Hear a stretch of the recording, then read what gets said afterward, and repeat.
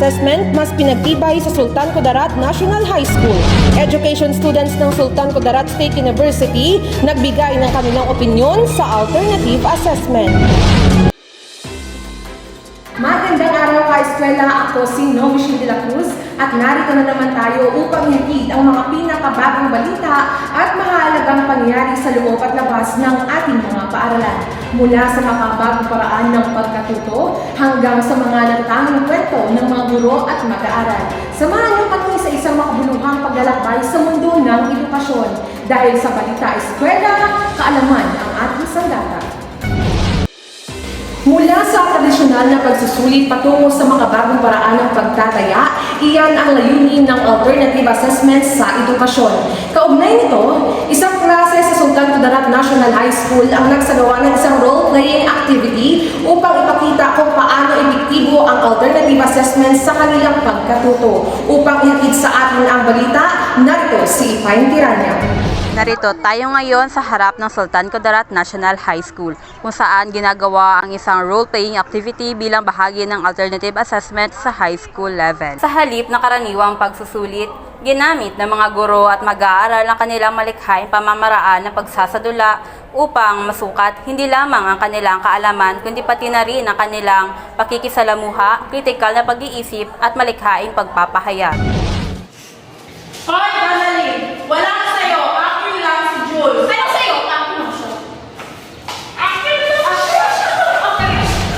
Upang higit nating maunawaan ang kahalagahan ng alternative assessment, makakasama natin ng ilang mga guro at estudyante upang ipahayag ang kanilang kaalaman ukol dito.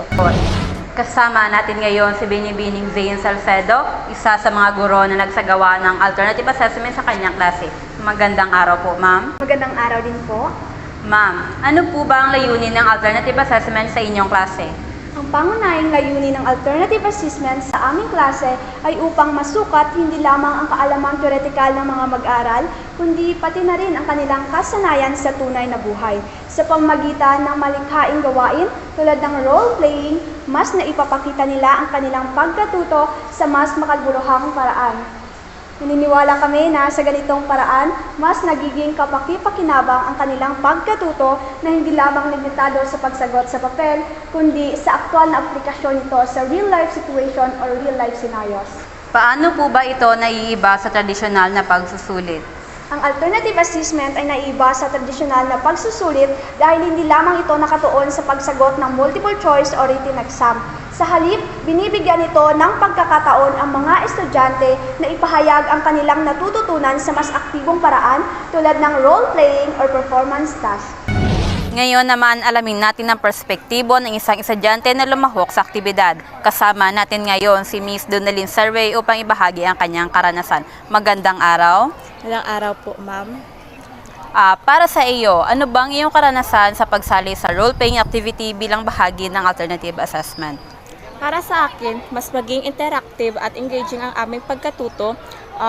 Mas madali kong nauunawaan ang konsepto dahil aktwal naming isinasadula ang sitwasyon. Masaya rin ito dahil natuto kami ng hindi lang basta-basta nag-memorize, kundi talagang naiintindihan namin ang aming ginagawa. Ako si Ipain Tiranya, Balita Eskwela, kaalaman ng ating sandata. Samantala, hindi lang mga high school students ang nakakaranas ng alternative assessment, kundi pati na rin ang mga future educators. Dito sa Sultan Kudarat State University, tinatalakay ng mga education students kung paano nila magagamit ang ganitong uri ng assessment sa kanilang hinaharap na profesyon bilang guro. Para alamin natin ang kanilang pananaw at karanasan, narito si Yvonne Tualang. Narito tayo ngayon sa Sultan Kudarat State University kung saan ating makakapanayam ang mga future educators upang alamin ang kanilang pananaw tungkol sa alternative assessment. Kaya naman, samahan niyo ako at alamin natin kung ano ang kanilang pananaw at karanasan patungkol dito. Magandang araw po, sir. Magandang araw po, ma'am. Bilang isang education student, paano mo maipapaliwanag ang alternative assessment sa simpleng paraan?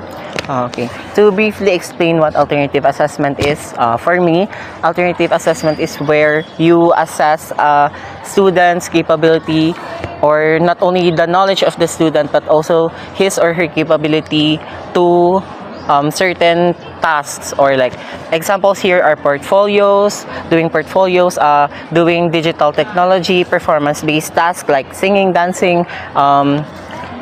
You can also apply here yung cooking on certain courses, and also you can use these types of alternative assessment where you can use it on your regular or daily lives. Sa iyong opinyon, dapat bang palawakin pa ang paggamit ng alternative assessment sa sistema ng edukasyon at sa tulong ng teknolohiya?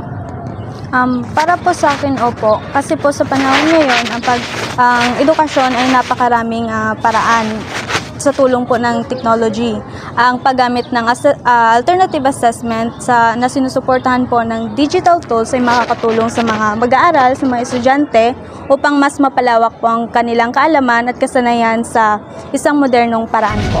Mula rito sa Sultan Kudarat State University, ako si Yvonne Pearl Tualang, Balita Eskwela, kaalaman ang ating sandata. At ngayon, alamin natin ang isang kapanapanabik na kaalaman tungkol sa edukasyon. Para sa trivia ng araw, narito si Carla G. Diuan na maghatid sa atin ng isang impormasyon tungkol sa alternative assessment. Carla G., pasok! Maraming salamat, Novi. Alam niyo ba kung kailan nagsimula ang konsepto ng alternative assessment sa sistema ng edukasyon? Ayon sa mga pag-aaral, nagsimula ang malawakang paggamit ng alternative assessment noong 1970s bilang tugon sa lumalaking pangailangan ng mas epektibong paraan ng pagtataya sa pagkatuto ng mga mag-aaral. Isa sa mga pangunahing tagapagtaguyod nito ay si Grant Wiggins, isang edukador at mananaliksik na nagsulong ng authentic assessment, na kung saan ang mga estudyante ay tinataya batay sa kanilang tunay na kakayahan sa halip na sa simpleng pagsagot sa pagsusulit. Sa kasalukuyan, ang alternative assessment ay ginagamit na sa maraming bansa, kabilang na ang Pilipinas, upang masiguro na ang bawat estudyante ay natututo hindi lamang sa teorya, kundi pati na rin sa aktwal na aplikasyon ng kanilang natutunan sa totoong buhay. At yan ang ating trivia ng araw, isang patunay na ang edukasyon ay patuloy na nagbabago at umuunlad upang mas maging epektibo para sa mga mag-aaral. Kaya't huwag tayong matakot sa pagbabago. Mas mainam na matuto gamit ang makabago at makabuluhang paraan. Ako si Carla Jean Dihuan, Balita Eskwela, kaalaman ang ating sandata. At dyan nagtatapos ang isa na namang makabuluhang edisyon ng Balita Eskwela, kung saan natid namin ang pinakabagong balita at kaalaman sa mundo ng edukasyon. Mula sa mga makabagong paraan ng assessment hanggang sa pagpapalakas ng sistema ng pagkatuto, patuloy natin ipaglalaban ang mga dekalidad at inklusibong edukasyon para sa lahat. Ako si Novi de la Cruz, ito ang Balita Eskwela.